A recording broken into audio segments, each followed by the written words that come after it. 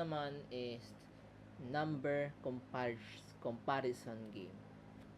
Ang ginagawa nito, naglalaro lang ng even or odd.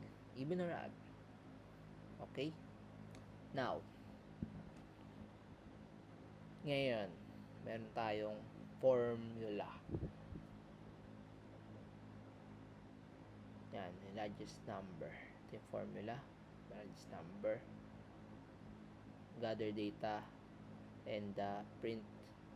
And if else. Excuse me. Now, number 1, int ginamit natin kasi ano bang kasi hanapin natin is even, largest number. So, possibly even or odd siya. So, sa even and odd, walang decimal. So, integer. Whole number siya. So, input, enter first number.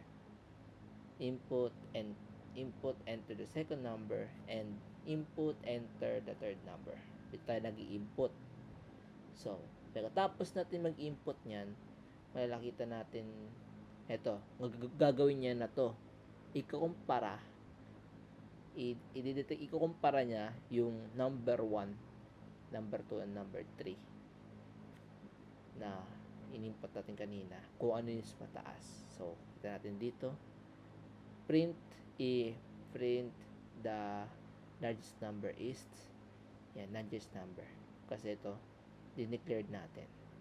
So, if number is largest number 2 equals 0, ipiprint niya yung ipiprint even.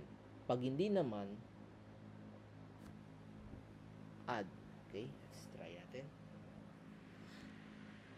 Let's say first number is 2, first number is 4, third number is first number is 2, second number is 4, third number is 6. Let's see. Last number is 6.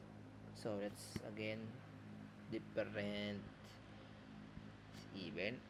So let's say 3, 2, 1, it's add. Okay. Kita natin.